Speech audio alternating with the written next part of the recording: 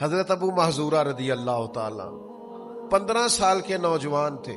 رسول رحمت صلی اللہ تعالیٰ علیہ وسلم نا مقام جارانہ پہ تشریف فرما تھے. جو لوگ عمرہ کرنے جاتے ہیں نا، وہ جب جارانہ سے جا کے احرام باندھتے ہیں تو کہتے ہیں بڑا عمرہ کر رہے ہیں. تو حضور مقام جارانہ پر تشریف فرما تھے حنین سے واپسی پر. تو ظہر کا وقت ہو گیا تو نبی کریم علیہ السلام نے سیدنا بلال حبشی رضی اللہ تعالیٰ عنہ سے فرمایا اذان پڑھو. حضرت بلال نے اذان پڑھی تو 3-4 نوجوان نا بکریاں چرا رہے تھے. انہوں نے حضرت بلال کی نقلیں اتارنی شروع کر دی. تو حضرت بلال کی نا نقل اتاری تو جوانوں میں جوان تھے حضرت ابو محذورہ رضی اللہ تعالیٰ عنہ. تو آواز بڑی پیاری تھی.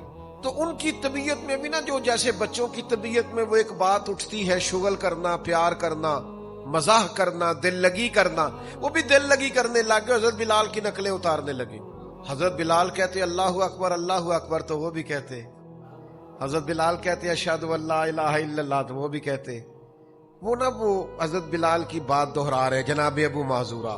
تو حضرت بلال جہاں آذان میں تھوڑی آواز روکتے، یعنی اللہ اکبر کہہ کے جہاں وقفہ کرتے نا، وہاں حضرت ابو محذورہ آذان پڑھتے. دور کھڑے تھے.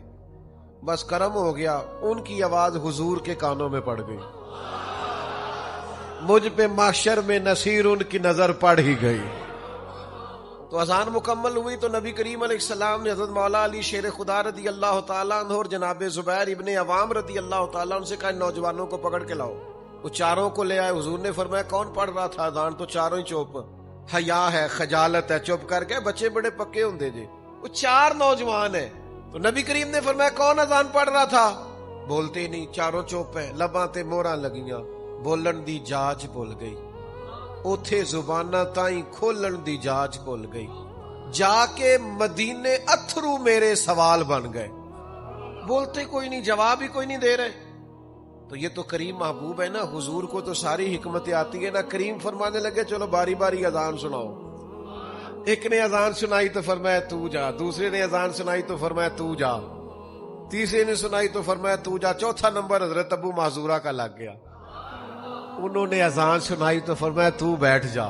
مکتب عشق کا دستور نرالا دیکھا، اس کو چھٹی نہ ملی جس نے سبق یاد کیا. یہ جو فرما بردار ہوتے ہیں ان کے لیے چھٹیاں نہیں ہوتی. چھٹیاں تو بہانے بازوں کے لیے ہوتی ہیں. حضور نے فرمایا تو بیٹھ جا. حضرت ابو محذورہ کہتے ہیں میں بڑا ڈر رہا تھا کہ میں نے حضرت بلال کی نقل اتاری ہے، غلط کیا ہے، مجھے نہیں ایسا دل لگی کرنی چاہیے تھی. فرماتے ہیں اللہ کے محبوب علیہ السلام نے مجھے کہا سر سے امامہ اتارو. مجھے ڈر تھا گردن اتاری جائے گی. کہتے ہیں سرکار نے کہا امامہ اتارو. میں نے اتارا تو نبی پاک نے نا میرے سر پہ ہاتھ پھیرا، پھر میرے دل پہ ہاتھ پھیرا، پھر دعا کی اللہ اسے برکت بھی دے دے اور اسلام کی طرف ہدایت بھی دے دے. فرماتے ہیں دعا ابھی پوری نہیں ہوئی تھی میں نے کلمہ پڑھنا شروع کر دیا.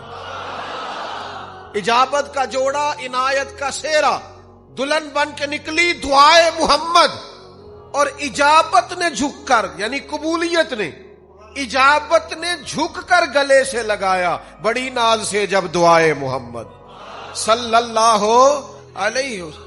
فرماتے میں نے کلمہ پڑھ لیا، میں مسلمان ہو گیا. اب ذرا دیکھو نظر جو پڑ گئی ہے، نظر جو پڑ گئی. سودا لینے کے لیے بازار گئے ہم، ہاتھ اس کے بکے جس کے خریدار گئے ہم، لیکن بس مجھ پہ محشر میں نصیر ان کی نظر پڑ ہی گئی.